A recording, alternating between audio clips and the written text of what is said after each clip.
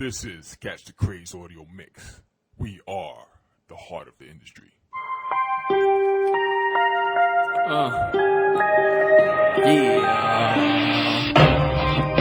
the Craze in the house. No doubt. So check the flow, cause you know I got soul. The name is Catch the Craze, baby. So act like you know what's called Catch the Craze. Catch the Craze.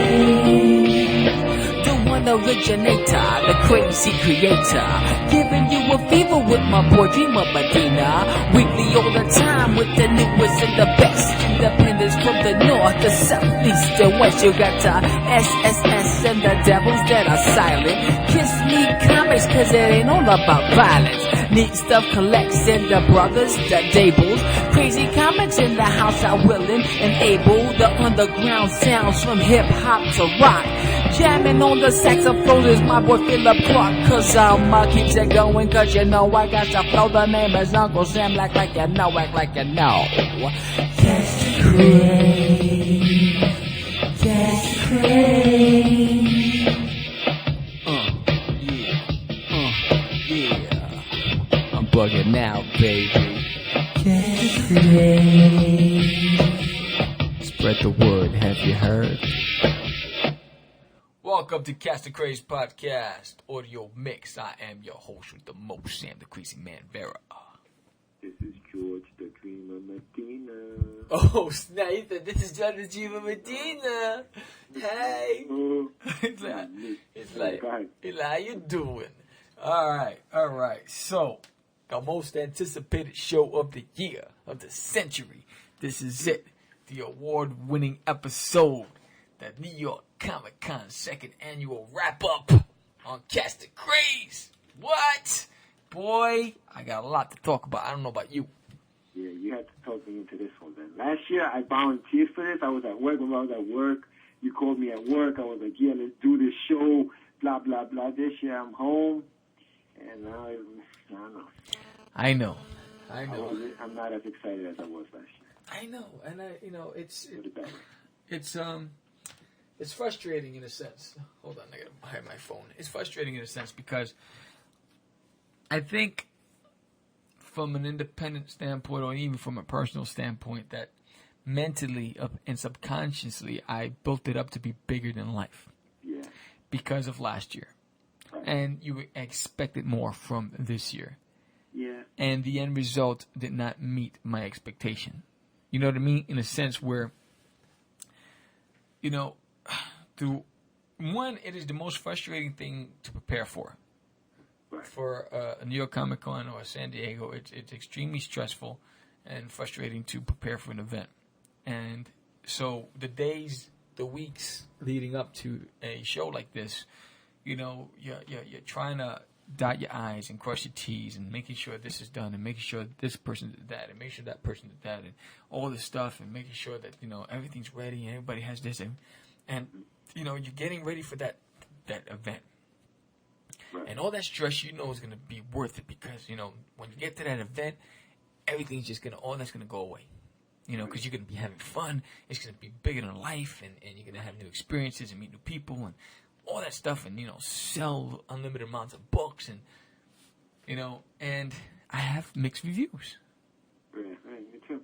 You know, and I think, you know, and I'm going to start, you know, I guess I'll lead into the New York City Comic Con because for us it was twofold. For us it was a two-part initiative, you know, promoting Catch the Craze and promoting Crazy Comics. On the Catch the Craze front, you know, it'll be the first time that we'll be recording live at an event.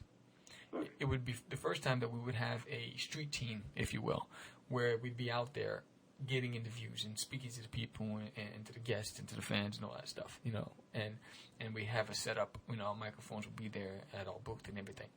Mm-hmm. And we're looking to get coverage and bring information to the listeners out there who cannot be at the show, you know. So, and then we'll also, as part of Catch the Craze, we'll sponsor the second annual Indie After Party, which I also have mixed reviews about. And, you know, so you want those two initiatives to be successful. Then on the other front, there was a lot of publicity involved and marketing involved to promote the new titles from Crazy Comics. We would have the fourth issue of There's Nail in My Toilet ready for the event. We'd have the revised Forbidden, redone, remastered, perfect, with a new cover by David Keelis, a new colorist on the team by Nicola, and the new lettering by you and all that stuff. So it was packaged nicely. Then he had the release of the Oogly Booglies, which is an all ages picture book, first time ever. So you want that to be successful, so you prepare. And I'm gonna give us as an example. We prepare. We have our whole team involved. David the Wolf Keeler is the first time he's at a booth with us. Anibal Arroyo, Jonathan the Psycho Sci-Fax, Jordan Jimo Medina, Sam the Crazy Man Vera. We're all there. We're getting busy. We're representing, right? And you want each end to be successful, and then and at a certain point, you're like, realistically, if I'm going to not as successful as the other, which will I sacrifice? And I'm like, all right, I'd rather be more successful on the Crazy Comics front, right, because you have product that you can get into people's hands, than on the Catch the Craze front, because you can still build that because it's an audio and you're building a listener base, and we're not really selling anything, we're just getting the word out. So, the morning of the New York City Comic Con, get there, and I meet, Mr. Syfax, and we get there, and I'm like, I'm excited. I see the lines of people outside. I'm like, oh yeah, I can feel it, I can smell it, I can smell it. And you walk in, you're like, all right, where are we? And next you know, I'm passing the main exhibit hall, and I'm going up an escalator to go up another flight of stairs, right, into an isolated room. right. And I was annoyed, even though when I got up to our location, we had a lot of leg room behind our table, but first thing in my mind was, how's anybody going to know we're up here? Right. I didn't see, I didn't see any, real big drawers that's going to bring those people in there. Mm-hmm. And I'm like, wow. Yeah, I mean, the artists, you've had artists up there. It's not like nobody were up there, but, whenever they had to do a signing, they went downstairs. Right. They didn't stay up there. No. They went down to the tables downstairs. Right. That's where everybody was. Right. You know what I mean? So there was the traffic that was coming up was either hardcore fans who were looking to talk to the main dudes anyway, or they were just kind of all right, this is up here, let me check it out really quick and then keep it moving because I got to get back downstairs. Right. You know what I mean? So I just think that when things are all on one level, then the people can really get to enjoy the show and see everything. Right. I think that's what people love about San Diego is that everything is in one level. And every time they go over there, they say, whenever we speak to somebody who's over there, like, oh, my God, I didn't know all this was here. Right. Like, or damn, I love this because you get to see so many different things. Right. You want the big companies, they're at the beginning. Sure, they're going to be at the beginning. Whatever. They're the draw, right? But if you want to see all the other cool stuff, keep walking to the back. And there they are. Right. You keep walking. It's almost like it's just one big sweep of the floor. You don't have to look upstairs, look downstairs. You know what I mean? And what are you looking for upstairs and downstairs? Well, you're looking for the celebrities, which you're going to look for anyway. Right. Because you want to know where they are. Or you're looking for the panels, which, if you know the Comic-Con, they have, the San Diego Comic-Con has the best looking panels. Right. You know what I'm saying? You're going to meet the directors of some hot-ass movies that are coming out. The whole cast of, a movie that's coming out are going to be there. You know what I mean? Right. So it would have been cool to have the whole cast of Spider-Man 3, wouldn't it? Yeah. Or even Nicolas Cage, if you made it up there. I don't even know who was there. I don't think so. The only person I seen there was the girl from Heroes. Right. That was it. And Arnold from Distant Strokes, Gary Coleman. Very cool. And it's funny that you brought that up because in San Diego, you are on the selling floor. You are there with the big boys. You are there, in the mix. You're part of the show. Man. Right. You're part of the show. You're not isolated and separated, and you're not made to feel like you're not as important. Right. In New York, I guess you get into that bureaucracy and you get into that political game where you know what, you only pay this much, this is where you're going. Right. You really have no say. And that's the feeling I felt because when you're in San Diego, you're made to feel important. You know what I'm saying? When you're in San Diego, they care about what you think. They care about how you're set up. If you don't have enough chairs, they'll accommodate you. If there's something wrong, they send somebody to help you. In New York, I think in the entire 3 days, there was only one person that came over to our booth and said, I just wanted to see if, you guys were okay. Right. But in San Diego, it was daily. You know what I'm saying? and it's a 5-day show, and it's 5 times the size. Right. And one of the things I guess that annoyed me was, there was a lot of publicity that, we did a lot of things. This phone, I gotta turn this off because I'm getting all these text messages. Static. Yeah, that's you. Thanks. Mm-hmm. Thanks, George. I'm getting a text from you. Those are Keyless.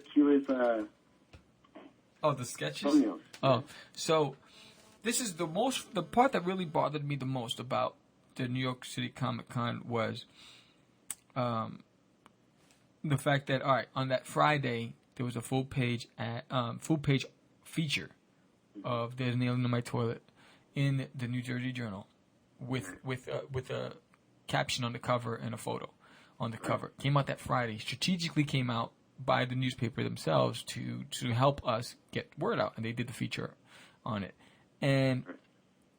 But then I got just 2 days ago emails from reporters saying that they couldn't find us.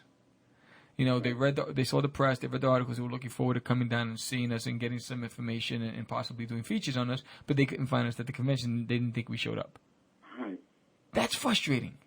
Yeah. Right. That's frustrating. You know what I mean? And that's the part that annoyed me because, and most of our regular fans from the New York City, from the Big Apple Comic Con, we have regulars that they had a hard time finding us. Right. You know what I mean? And it was just, I felt it, and it basically killed my spirits. Because normally I'm at the table and I want to drive business and I want to engage. I said, let me just go out and field report. Let me get some, footage for and commentaries for Cast of Craze. Right. Because I was annoyed. Right. And then when they did start getting crowds that were really just going to go to the back to see the girl from Heroes or something, there was barely any room in the aisles. It wasn't wide enough. So the walk space was limited. Those are the frustrating things. And what I don't understand is like they say they're getting bigger and better. So next year, if they're going to have 80% of the Javits Center, our artist alley still going to be, we still going to be upstairs? Do we have to? It's got to be done differently. Yeah, I think. But then you know what? And it doesn't encourage me to want to go and buy a small press booth because look what happened to the small press booth guys. Yeah. There was a bunch of they paid for the small press booth, and on their contract it said booth, table, and 2 chairs. Right. And they didn't get tables or chairs. Right. And the day of, they're expecting tables and chairs. They find out that they have to pay extra, $45 a chair. Yeah. And I forgot how much it was for the table. Not cool. That's not cool. It's crazy, man. Last year it was all about we're like, I can't wait till next year. Yes. This year I'm like a little leery about next year. Yes. It was almost as if and this is the thing that was also a little concerning is where last year they were so hyped, they were so abrasive of everyone who wanted to be part of New York City Comic Con, and they guaranteed us that we'd have our tables for next year.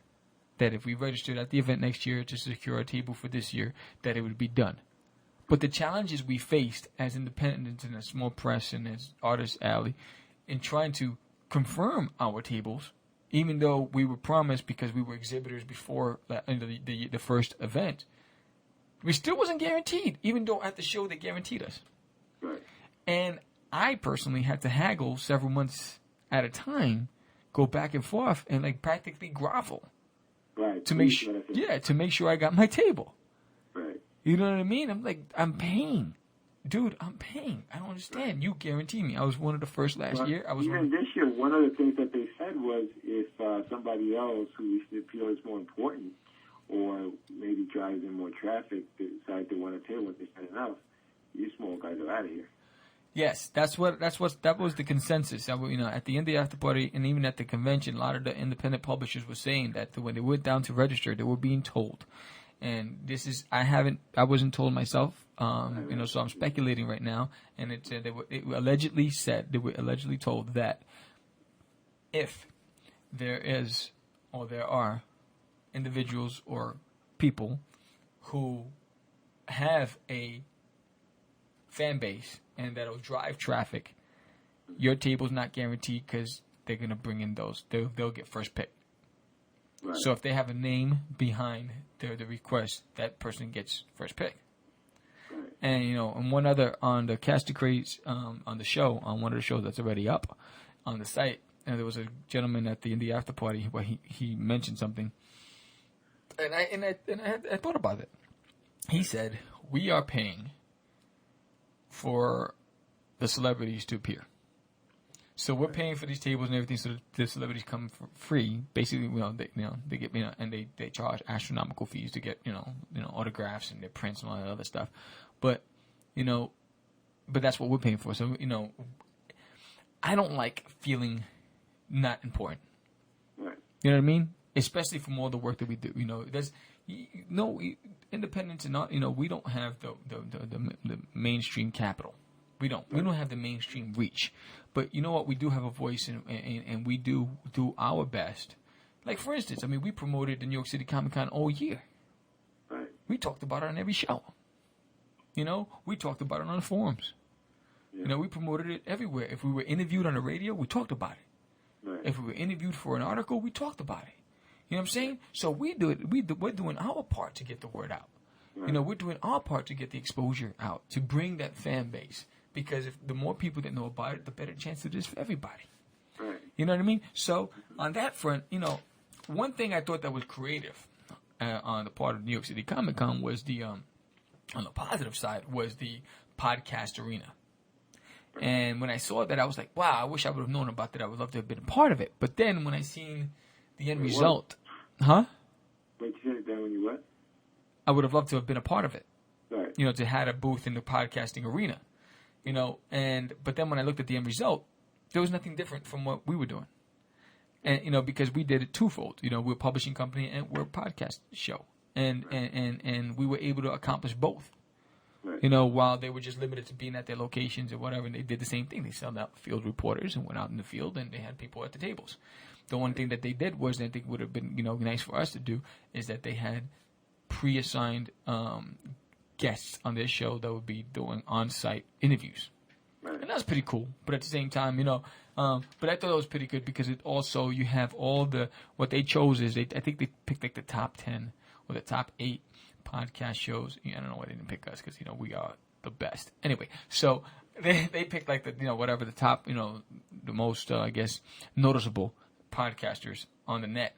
And they I don't know if they paid for it or if they were giving it free because they're sponsors of the show. I don't know how it worked, but and so then they got exposure on all of their shows. You know what I mean? Right. So I thought that was good because it is another form of communication, and it's a great means to marketing or promotion. Podcasting is the future, and it is today. It's happening. I thought that was cool. On the other flip side of it, it was, unless I looked at the program book, I didn't know where the signings were, or Right. I couldn't find anything. What time they were happening? Or... I couldn't see. I went downstairs. I didn't see any signs. Right. Like when you go to Wizard. When you go to Wizard conventions, you have these big signs everywhere. This room is this. This room is that. This room is this. This room is that. I didn't see that, and maybe I wasn't looking hard enough, but I just didn't see it. And I know they want to go bigger next year, but how is it going to be possible? Because last year they couldn't fit everybody, right? Because they only had the limited space. This year they had plenty of space, even with the full house. Right. They still had plenty of space. I haven't read about the turnout, but I wonder if it was as good as last year. That's a valid point, because the biggest thing for any convention to do is to report the traffic right after the event. That's Right. what they did last year. That's what Wizard Chicago does. Right. You know what I mean? Immediately after, boom, record-breaking, sales, blah, blah, blah, blah, blah, blah, blah, blah. Right. I mean, leading up to it, they were reporting how they were sold out for the entire 3 days. Back in October, in November, I couldn't see how that was possible because there was plenty of room. Right. You know what I mean? Even though, on Saturday morning when you got out there, the block went straight. Yeah, it did go around the corner. It did go out forever. And and to be fair, I'm sure the general public probably had a great time at the convention. You know what I mean? I'm not saying it sucked at all. I just thought it was just different. I just think from an independence point of view. I just think that just like in every other convention, or like and in a lot of conventions, you just don't get the the props I feel we deserve. You know what I mean? Right, and I don't want to sound like a crybaby or like one of you're just an independent and you're always going to complain because Right. That's not the fact. That's not true because even as an independent, even though we can't afford a billboard, we do put advertisements in our books, and we do sell a lot of units of our books, and we do have a lot of subscribers to our shows, and we do have a means of promotion, and we do get on radio shows and television shows, and we're interviewed because we do have things that interest people. So we do our part to get the word out, and independents do the hustle. That's one thing that can save our independents. They hustle, and I just think that there was just a different vibe this year. I wasn't excited. No, it's true. I wasn't excited. I felt like either. I felt like I was just at another convention, and just another convention. and I found myself just waiting for the day to be over. Right. That's how I felt. I felt like I wanted, I was like, all right, it's another day. When I'm in San Diego, I want it to go on forever. Yeah. You know what I mean? And it's 5 days, kid, and I want it to go on forever. It's like, when you're doing your thing. Yeah, when you're exhausted, because we went there last time for 10 days, and the last day, even when you're exhausted, you just wish it would just go on another day, just one more day. You always tell yourself just one more day, and that's the kind of environment I want to be a part of. That's the kind of experience I want to have, because that's fulfilling. Yeah. And I know they want to be the next San Diego. Can they be that? I don't know. They have to do something drastically different, because one thing that San Diego does that New York City Comic Con didn't do this year, like in order to bring in that big draw to be like a San Diego, you have to have a lot of guests. Mm-hmm. You have to have. They had they had that second floor. They had that gaming section. Right. I barely saw it full. I saw tons of empty chairs. Yeah, no, it's true. You know what I'm saying? Sure. And one thing that was pretty cool was, on the main floor, they had the Xbox 360 and they had the new Teenage Mutant Ninja Turtle games, and they had the new Darkness games, and the consoles there was always people on those consoles playing those video games. Yeah, but you know what? You go to Target, you go to Best Buy, there's always somebody playing those things. Yeah.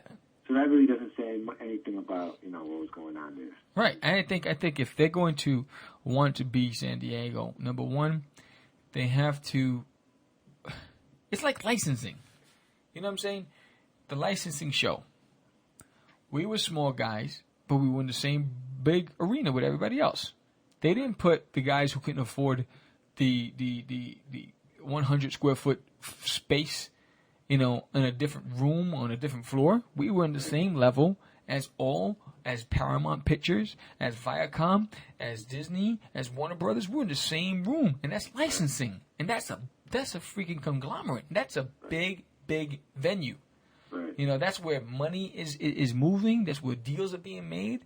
And you're bringing in tons of buyers and vendors and people and reporters and But everyone had their fair share of play on the field. Right. You know what I'm saying? You had your chance. Here, they separate you. You go to Pittsburgh Comic Con, you're on the same floor. You go to Chicago Wizard World, you're on the same floor. Yeah. You're not, I don't know if they've done it recently and they started separating things, and maybe they're doing it because of that, but it's like you have to keep things into perspective. You want to put something on the second floor, put the gaming section up there. Right. You know what I'm saying? Put something that's that's going to draw something up. It just didn't make sense. I didn't feel important. I felt I was like, damn, I paid $350 for this. Right. You know what I'm saying? I was like, this is what I paid for. I paid $350 plus all the advertisement, plus all the PR and all the hustle and everything that we've done. This is what I paid for. Right. So I can sell a few books because no one can me. That was frustrating. Exactly. You know what I mean? I sold.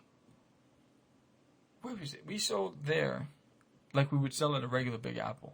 Right. And that was frustrating because we didn't even sell what we would sell at the Big Apple National. Right. We didn't do what we did last year. We didn't even do close to what we do in San Diego. You know, and that was frustrating me. And the consensus was, we didn't know you were there. We couldn't find you. Right. You know, I didn't even know that was up here. In fact, I ran into dozens of people on the main exhibitor hall. They're like, "Oh, you here? You guys don't have a booth this time?" Because they see me walking with a microphone. I said, "No, we're upstairs. Upstairs? There's an upstairs?" Right. I had that conversation over a dozen times. Right. That's frustrating. Yeah. You know what I mean? How do you do that to people? You know, the people who are paying to honest custom. That, you know, and that's the part that pisses me off. That's the part that wanted me to go, you know, made me want to go postal. But it was just like, I was like, damn, pack it up, go home. You know, it's like, that's how I felt. And I was like, how can you make the best of this?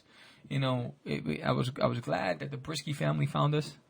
You know, I was glad that some of the fans found us. You know, the good thing about it, you know, we ran to the Sean Thomas. You know, he came looking for us, and that was pretty cool. You know, who was a guest on the show, and he just came to, you know, to show support and, you know, just tell us how much he, you know, enjoyed the show and you know, and how much respect he has for us. That was outstanding because I admire the guy. You know, the guy came from the Bronx and, you know, he did his thing. You know, and you know, he's hot right now in the industry, and you know, and I'm glad I was able to talk to a lot of the independents and, you know, make new friends there. But that's most of the thing we did was talk to everybody. Right. Because we had so much time on our hands. Because most of the time you're watching, you know, carpet dust. Do you like comics? Well, so do we. The Comic Book Novice, each and every Thursday night at 9 p.m. Eastern Standard Time on 1240 WGBB and AM 1240 WGBB.com. Join comic book creator Martin Torres and his panel as they examine the current state of the comic book industry and interview professionals from the comic book field. That's the Comic Book Novice, every Thursday night at 9 p.m. here on 1240 AM WGBB and AM 1240 WGBB.com. Are you tired of the same old, same old? Have your superheroes become a little flaky? No need to fret, fanboy. Announce their Enemy Entertainment. Check out Enemy's new title, Children of the Moon.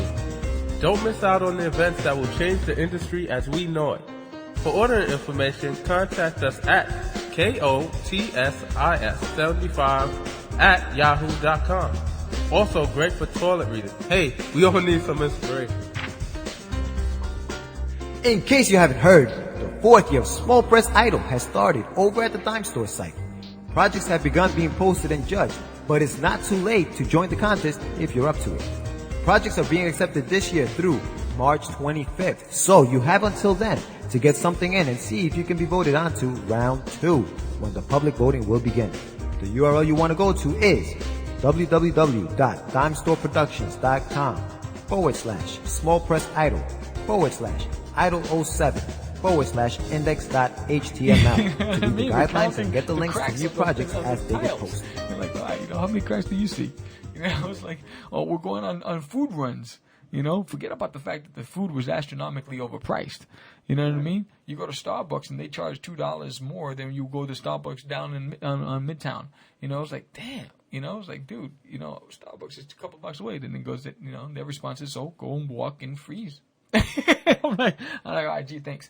You know, it's like, you know, soda was $4. You know, a sandwich was $9. A small little tuna sandwich. You know, those things were crazy. So, you know, you got to pack your peanut butter and jelly sandwich and, you know, get your little chocolate milk and bring that with you. Right. But, you know, I mean, there were pros and cons. I mean, the for us, as a small guys, I think that was the con part. You know, we got conned out of our money. You know, the pros, they paid off. You know, they were hooked up downstairs, and you know, you know what I'm saying? Like you said, the only time, you had what's his name, the guy that was with Aspen, the kid that you like. Tom Caldwell. Talon Caldwell. He was up there, but he was gone when he had to go downstairs and do signings. Yeah, of course. So people knew. They weren't staying up there to do signings. Right. People knew to find him downstairs. Rob Liefeld, he's 2 tables away from us, but he was downstairs doing signings most of the time. Right. People knew to find him downstairs at the signings. You know what I mean? You had what's his name?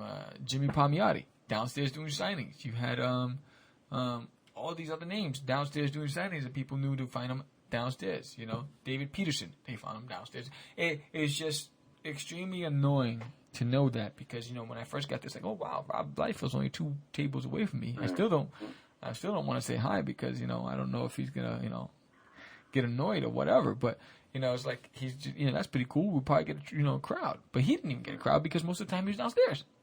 Exactly. So people knew I'm gonna follow him downstairs. You know, so, and then that leads me into, you know, one thing you're always talking about, each year has to be bigger than the last. You know, I think next year they have to do. Next year, I'm hoping that they put us all in the same arena. If, you know. Yeah, that's how I think it should be, man. If we even get approved. That's the ticket. If we even get approved. Right. That's the ticket. But next year, hopefully, they put us in the same arena. Next year, hopefully, that they, you know, the guest lists are big and better. Next year, I hope, you know, that it does. You know, New York City does need it. You know, we need the equivalent of San Diego. On the East Coast. The lines around the block. You know, prove that. Yes. You know, you're talking about a major highway here. You're talking about the West Side Highway, and people are on that online waiting to get in. And it wasn't like nice weather either. It's not like it is right now outside. It was chilly. Right. You know what I mean? It wasn't warm. So people are willing to wait. And next year's going to be in April. So you know that thing's going to be packed. Yeah, that's the part that concerns me too, because it's going to be going up against Pittsburgh Comic Con. So how's that going to affect their business? Mm-hmm. You know, and I know Big Apple canceled this year's April show, and they're doing it in June, so they can't canceling next year's April as well. You know, because it goes up against that. You know, I am voting for New York Comic Con to be bigger and better than life. But at the same time, I'm just asking for our fair share. Give us the respect that's due. You know, we're paying customers. You know, we're in this, you know, for the love of the game, and we're not looking, you know, to see anybody fail. But at the same time, you know what? It's just not working for us up there, dude. And I don't want to pay $900 or $1,000 for just floor space with no props and stuff. And, you know, you don't make that. You know, they got to look at it this way. With small press, with, you know, independence, we got to make that back financially. We got to pay. You know, there's got to be some sort of recoup from the money spent, a return on our investment. And, you know, we're not going to throw away $1,000. And that doesn't even pay for the books to be printed. Doesn't even pay for the posters or the merchandising or any of that stuff. You know, that's just that. So we're going to go and pay. I think they jacked up the price because they left the price blank on the forms. Right. You know, that's another way to con you. That's something else. Yeah, because last year it was right there in black and white. This is what you're paying. Right. This year, you look at it, there's no price there. So now they go, yeah, you were confirmed, $700. It's like, say, good Lord, San Diego doesn't charge us that. True. You know what I mean? Dude, you want to be big? Treat with respect. I mean, you know, take care of your own, because, you know, especially, you know, when New York is through it too. Take care of your own. What are you, the union? What are you, Jimmy Hoffa? Cut it out. It's like, what do you think this is? It's true, man. It's true. You know, it's like, give me a break, dude. That's like, he said, you know, just, he goes, don't worry about this. Sign this. And what they did, they gave us a blank document. Sign this contract. Right? Blank document. Yeah, and then when you get that bill, you're like, wow, honey, I think we don't have to sell the car. Why? It's old. Don't worry. We don't need a car. We can use our bicycles. No, in fact, we're gonna have to sell that too because we gotta pay for the chairs. Fucking nuts. It's nuts. It's crazy. How do you do that? How do you do that? Where's the love? Dang. It's the love. Oh, man. We'll see what happens next year, though, man. We'll see what happens next year. Right now, it's total speculation. A lot of the comments that we made were alleged comments and things that we've heard from third parties about what they were told by members of the organization of New York City Comic Con. We don't, in fact, know if that's true. I do know that I did sign a document that didn't have any prices on it, so I'm a little afraid to see what they're going to quote me if they accept this, because if they listen to the show, they'll probably say, you know what, these guys put them on our list. Do not accept. So, you know, it's like you're dead. You're dead. It's Luca Brasi sleeps with the fishes. And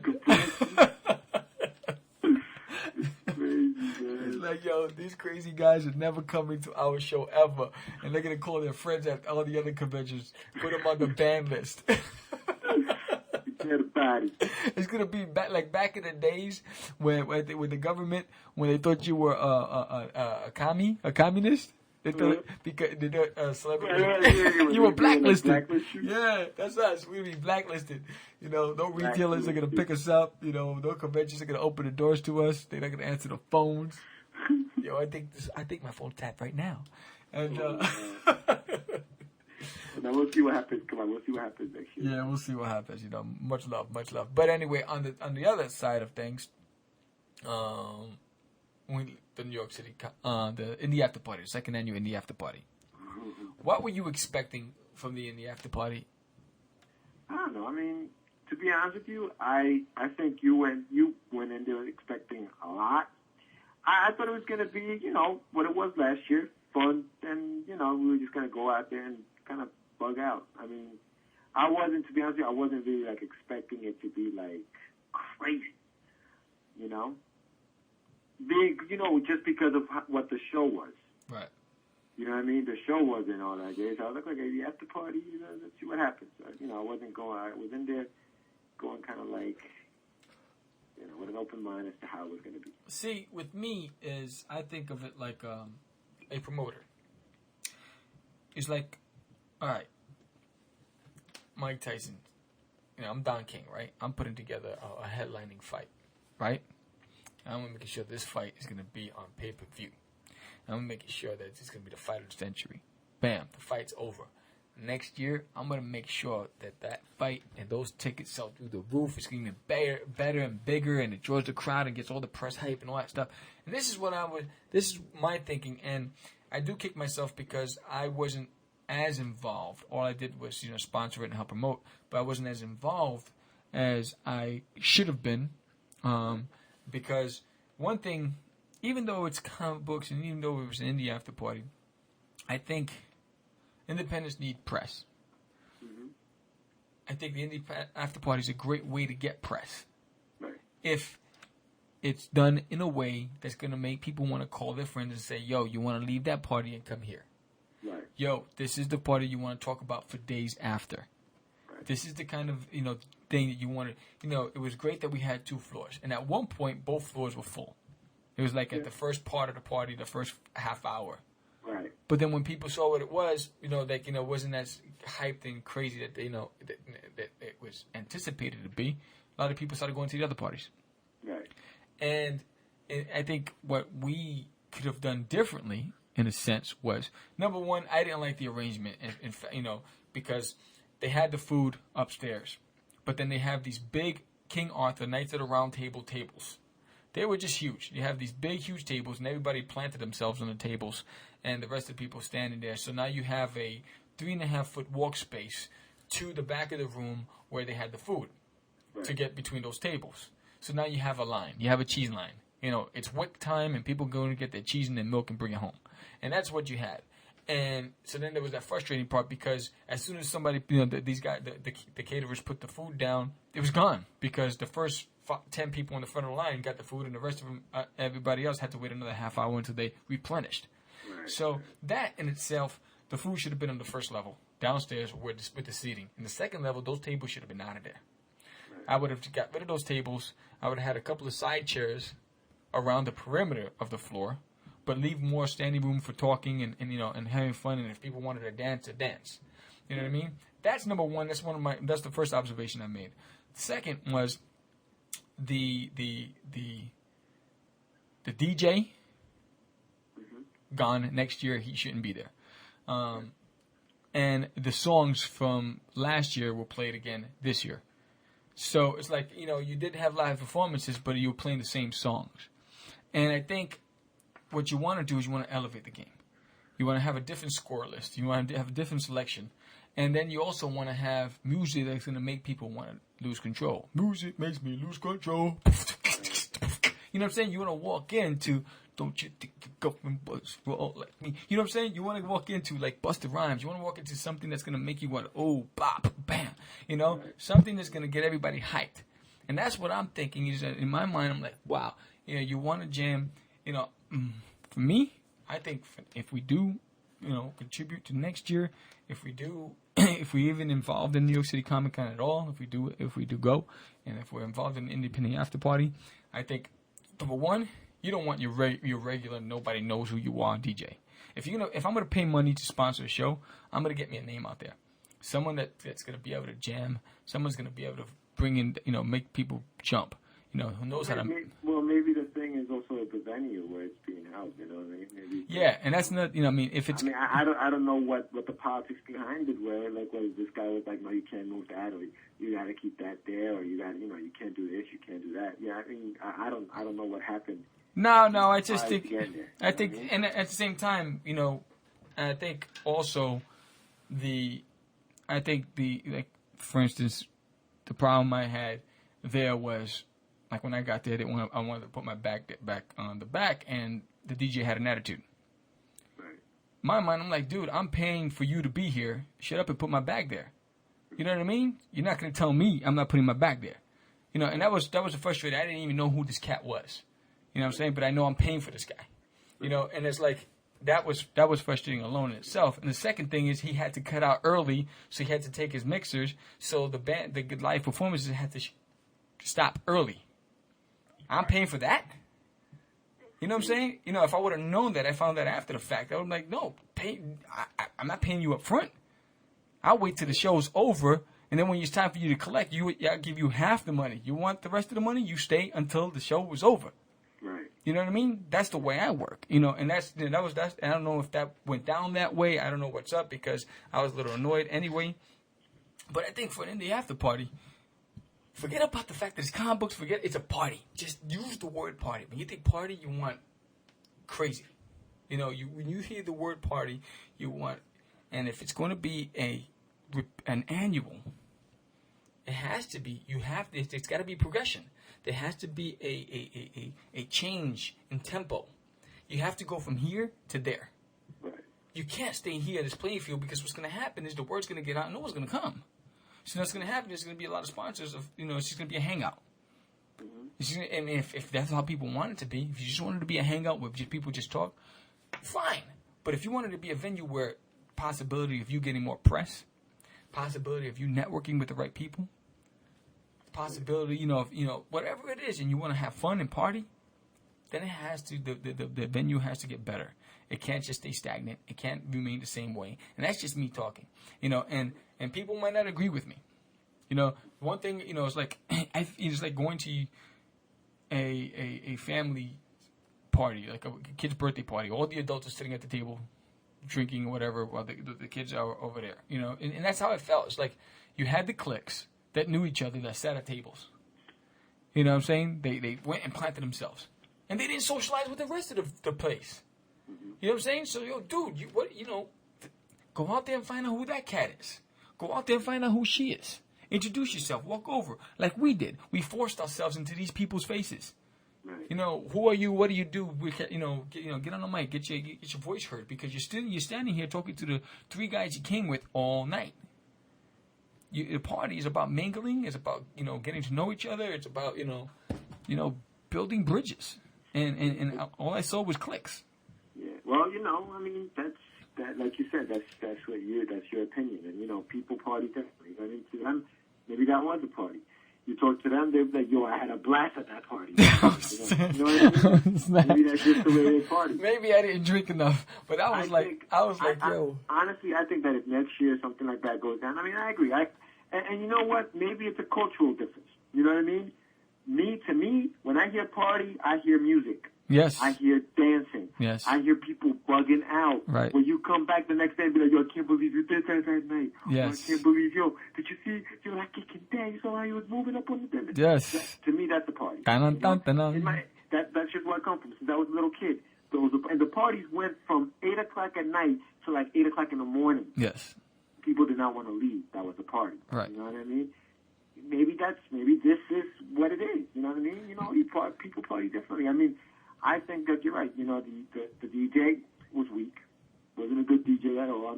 I spent a lot of the time downstairs because there was no room upstairs at first. Right. And then by the time I got back upstairs, I was like, where did everybody go? Right. You know what I mean? And all I heard was downstairs was like Atlantic Star playing Always or some shit. Like, it was just some old school jams. Yeah. That I mean, nobody dances to. I was like, people listen to this to forget about, you know, people they freaking broke up with and stuff. You know what I mean? It was like just old school dramatic, just like, I want to kill myself, my girlfriend left me. I You know what I mean? thought it was gonna. When I want to hear, you know, some Nelly Furtado stuff, some Timberland joints from you, just music. And it doesn't even have to be that. Even if you put the PGs, you know, Saturday Night Live soundtrack, put something moving. You know what I mean? Yeah, something. Make it happen. Yes. You know, and that's just not what it wasn't. That, you know what I mean? I mean, who do you blame? I don't know. You don't. But I think what happens. You just try to, you know, make it better next year. Yeah, that's the thing. If It's there is like, a next year. If there's a next year, and if we're involved next year, I think, you know, I think the parties that are sponsoring it, I think what happens is we put a lot of the burden of organizing it on one person's shoulders, and that was Philip Clark. You know, he did, you know, and he's doing it from California. You know what I mean? Oh, yeah. You know what I'm saying? So he's going to have limited control of certain things because he's not here to oversee it. And I think we failed to do our parts to say, hey, collectively, this is what I'm going to secure the DJ. You secure this. You make sure this. Make sure that we talk to the bar people, say to get those tables out of there. You know, so this way, clear the floor. You know, those kind of things that could have been done that wasn't done. You know what I mean? You know, I look back and I look at it and I'm like, all right, you know, because, dude, I was like, it felt like what we do at the Big Apple the Saturday nights when we all go out and just have drinks. Right. That's what it felt like. It felt like there's a bunch of guys got together and had drinks. Mm-hmm. You know what I mean? And that's what I don't want. You know what I mean? I want people to say this is, you know, and I had people that, and that was the hard part to swallow because there were people that I hyped it up so much that they would normally go to a Marvel party. They showed up first there to check it out and like, yo, I'm out. Because I checked it out because you said so, but I'm gone. You know what I mean? And it's like, this ain't happening. And that's what you don't want. And you know, it's a learning curve. And I realize, you know, that, you know, I think we all should have been on the same game. And that, you know, who was the DJ last year? Huh? Who was the DJ last year? There was no DJ. It was just live bands. Oh, it was the whole just live band? Yeah, it was, you know, Philip Clark performed and Christian Baranek performed and Melvin and, Zurich and, you know. It was live, though. It was live last year. Last year was a lot better, number one. It was fun because we walked away talking about it all, you know, night, and we all had a blast. And I think what happened was the excitement from the New York City Comic Con spilled over to the party. Right. You know what I'm saying? Yeah, You know, we were so hyped. Disappointed faces. Right, and everybody was so excited and so happy. And when you got to the party, it was just like everyone's mellow. Yeah. You know, it's like The Walking Dead.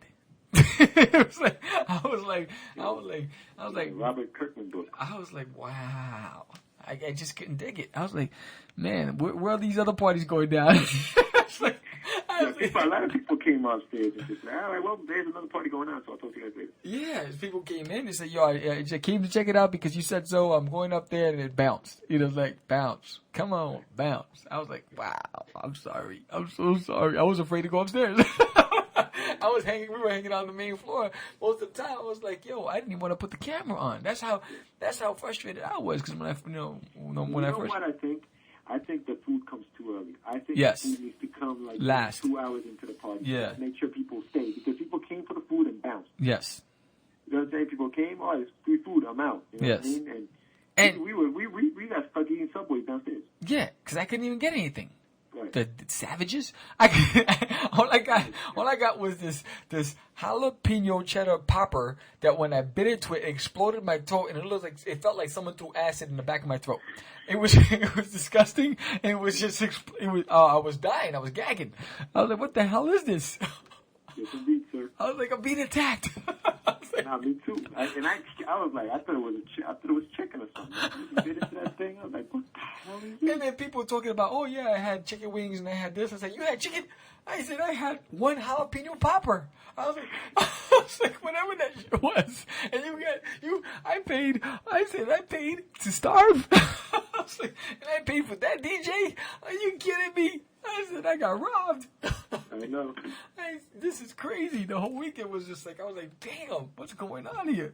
Yeah. You know, it was, And we try to make it, even like, for the video show, we try to make it exciting. And we try to get people to come out of their skin and just be free and, to get but even like the video, I'm editing it now and it's just not as exciting as it was last year. You know what I'm saying? I got to do some, movie magic and make it look like it's, bigger than it was. But it just felt like a hangout. Right. It's just one of those things, it was a learning process. And I think, what happens is if we do get shafted next year with New York City Comic Con, and if we get approved and, whatever, they go through that whole process and we don't get screwed and and they still dump us upstairs on the roof. I think, because that's what it felt like. I felt like I was on the roof, and I was getting pigeons dropping turd on me all night. It was just like,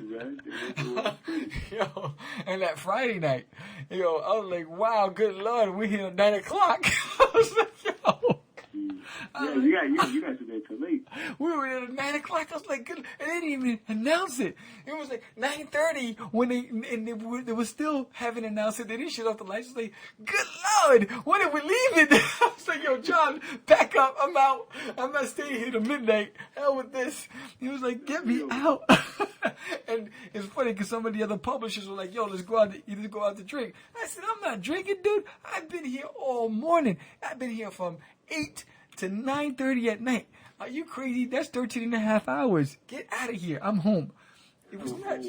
But if we get dumped on the roof again next year, we have to, rethink our strategy. We got to rethink about, how to get those people to know we're upstairs. We got to think about, advertisement and getting, field people, whether it's interns or whatever the case is, to go out on the field and drive that traffic because, they're not going to do it for us. We got to do it for ourselves, and those are one of the concerns that I have. I mean, you don't have to worry about that kind of stuff when you're in San Diego, but, for the New York City Comic Con, hopefully it'll be better next year, but, if I'm up there, with the birds and it's raining, I mean, I gotta pop open an umbrella, Yeah, but you know what? I mean, I don't know how it was, but I didn't see a lot of people up there, even for the celebrities, man. No, I didn't. Or the celebrities. You know what it is? Because no one realized that there was a third level. Right. You're not, until, how did I find it? I found it because of John. What, the third level? Yeah, I found it. Was it John or David the Wolf, Tequila? Somebody met me and took me up there because I didn't know where it was. Oh, He's like, yo, we're in the roof. he's like, it's a little chilly up here, so bring your coat. It's like, it was just like, I was like, wow. And I knew the moment I got there, I was like, wow, we're going to have a tough time. Location is key. And I'm not, and I don't have the capital to be paying astronomical fees just to be in the right location. I want to be able to get the same respect in Artist Alley. That's why there is an Artist Alley. We're going to Pittsburgh Comic Con, and we do great at Pittsburgh, and we have a booth. A small press booth, half the price of what we paid for Artist Alley in New York City Comic Con. Right. You know what I'm saying? But we get more traffic, we do more sales, we generate more sales, we get more press. Speaking of press, we didn't even get any press. And normally, one thing we're noted for is the press that we get at events. We're always securing some sort of interview. We're always, getting more notoriety and all that stuff. But they didn't even know we were there. Right. You know what I mean? Crazy. Who? You're where? Can you send it to me on my GPS? Send me a signal, and I'll look for you. They said a search and rescue team. It's like, yo, oh God, you're killing me. Yo, this is nuts. I'm dying here. Yo, but for us financially, it was a loss. One thing we did it was a loss for a lot of independents, I think. Yeah, but one thing we did get out of it is we did get that article in the Jersey Journal, and we did get a write-up, another review for Disney in My Toilet on Heroic Times. So that was pretty cool. You know what? We met some cool people. We Yes. gotta give a shout out to Mr. Kano, who came to the table and was like excited about the show, one of LaShawn Thomas's friends. Yeah. He was the one he was one of the guys that I convinced to come to the party. He got there. He walked in. He says, "All right, I came to check it out. All right, peace. I'm out." He says, "Peace." He goes. We did get fortunate tonight. Sit down next to some cool people. We interviewed Sean Chen. Yes, Sean Chen, Mike Lilly. He was very cool. His wife was very cool. You know what I mean? Yeah. I mean, we got to talk to quite a bit of people and make new friends. That's for sure. And at Pittsburgh, we're going to be hanging out with Rich from the Craze Sentinels, and the cat that did Scoodles, Mr. Scoodles. He's going to be out there, and we're all going to hang out and have fun. And the Pittsburgh Comic Con is a show you want to have fun at, and it's a really great show, and I'm looking forward to that. But yeah, that's my assessment. You might not agree. I know you're listening out there. It's like, damn, you guys are hard. I'm not being hard. I'm being realistic, dude. You want to return on your investment, and an event like New York Comic Con or San Diego, it's almost guaranteed that you're gonna do well. Because and location plays a big part. There were pros, there were cons. They did sell a lot. I mean, there were lines down the block. There was some new product that excited me at the event and stuff like that, but I didn't have that same feeling I had last year. Right. And I went to San Diego 2 years in a row, and each year for me it gets better. Each year it's like when you get there, you're so damn giddy. You're like a kid in a candy store. You're like, wow, and it's just it's a lot of work, but it doesn't even feel like a lot of work. Yeah, and it's just an adventure, And it's 5 nights, and every night after the event, there are all these parties. So you know what I'm saying? So you get up at 8, 7 in the morning, you get back to your hotel at 3, 4 in the morning, to get up at 7 in the morning and do that 5 days in a row. Right. And you love every minute of it. That's the big boys right there. You know what I mean? That's the stuff that boom. I'm willing to pay the flight, the hotel, the marketing, the promotion, the books, the luggage, shipping all your merchandise out there and all that stuff. The money that you spend on food and on transportation and going to Tijuana and hanging out with your boys, that kind of stuff. And you come back broke as a bum in the middle of Times Square looking at somebody eating inside Starbucks. You know what I'm saying? You're just salivating. You come back broke, but you come back happy. Right. And you come back reflecting, and you come back waiting for next year. Right. You know what I'm saying? Anticipating the following year. And that's the sign of a well-rounded, well-established organization that can cater to hundreds of thousands of people, and make them all walk away happy. Nah, I mean, yeah. I mean, that freaking convention's been around since the 70s. Yeah, they've established themselves. They know. I mean, maybe at the beginning they sucked us bad, and people were like, "Oh, what the heck's going on?" And but we'll see what happens. We'll see what happens. Early in the New York Comic Con's life, and yeah, it's the baby, It's just a baby. It's just, but at the same time, it's run by an organization that runs the Book Expo, International Book Expo, and it's done in different countries. Mm-hmm. And they have multiple publications, Publishers Weekly, and all these other magazines that they run. So it's not like these guys came out of the woodworks and they don't know how to run an event. Right. You know what I'm saying? So it's both sides of the coin. And I think they've been around long enough. And, come on, one of the guys is a partner at Diamond or whatever. I think, they've had enough insight and information from the industry to know how to run it, And yes, they have a lot of positive things going for them. I think we're just speaking for a minority.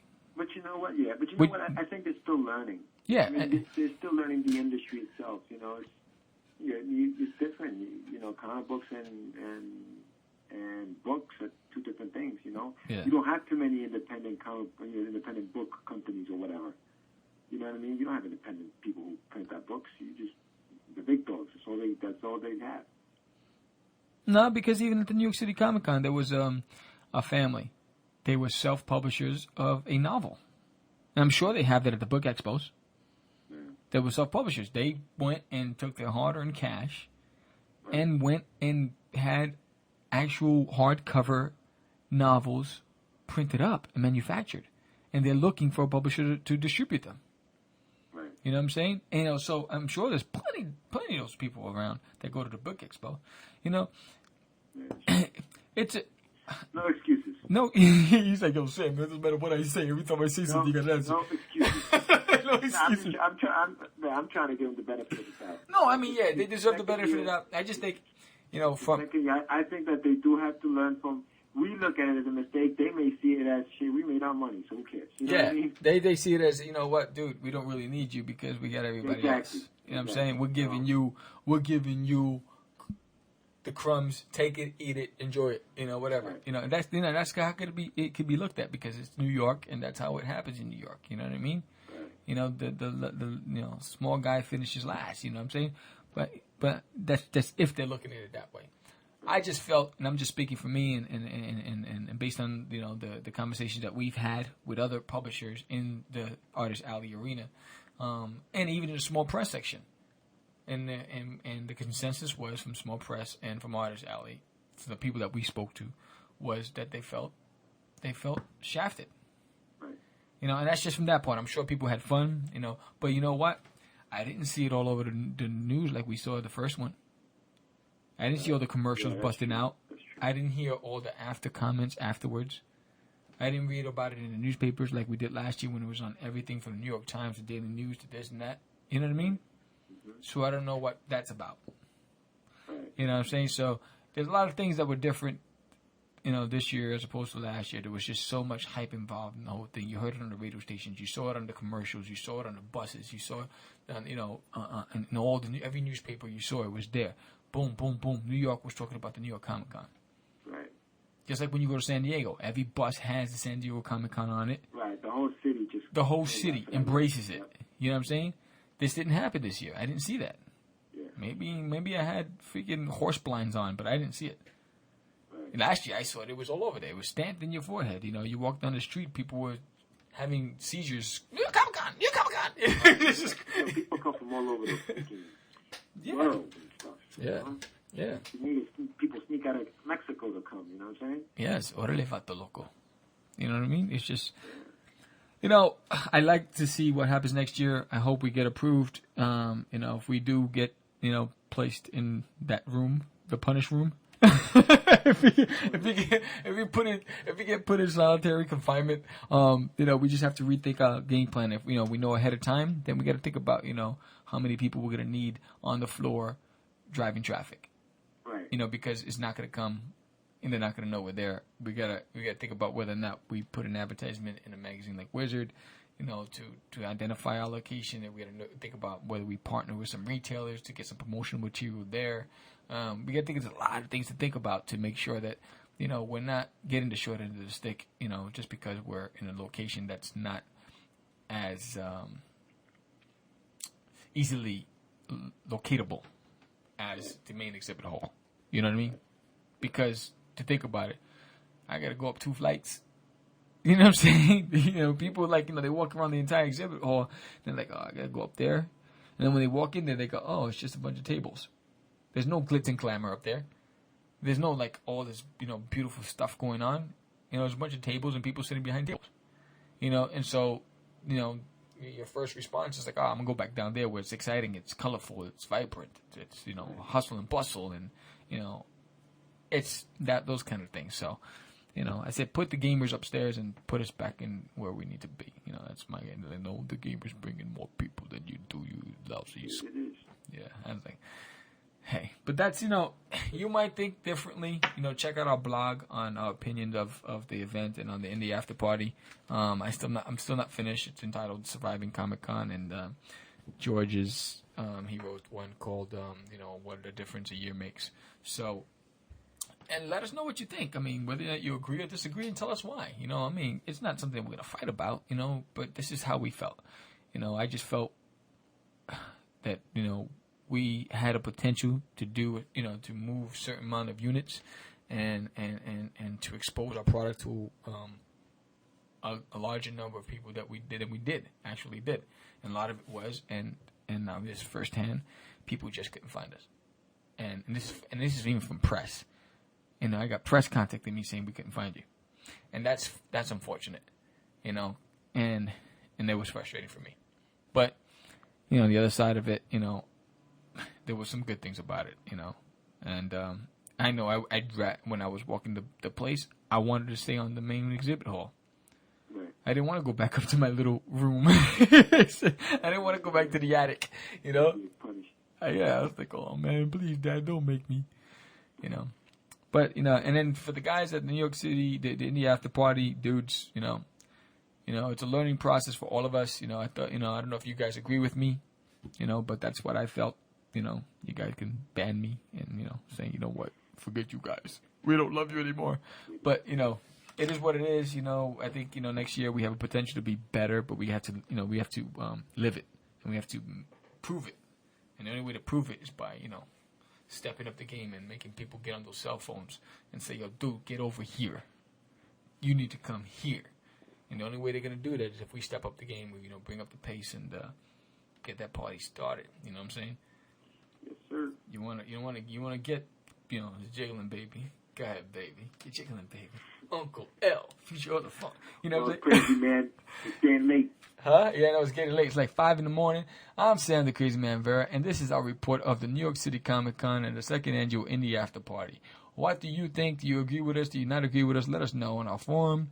Let us know on our blog. Email us. You know, email the Dreamer Medina. He never checks his email. So, and you know, we'd love to respond to your thoughts. And if you have a legitimate, you know, there's something legitimate you want to talk about, you know, we'll get you on the show. And we'll talk about it. All right. I'm Sam the Crazy Man Vera. George, the Dreamer Medina. And we out.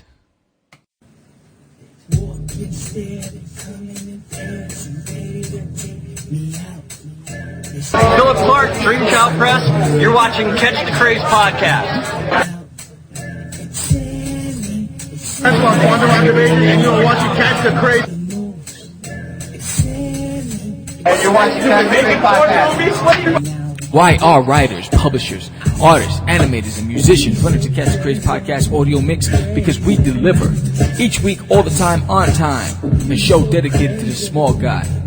Visit us online at www.catchthecraze.com for more information, or download us through iTunes. See you later, baby. We are the heart of the industry. Catch the Craze.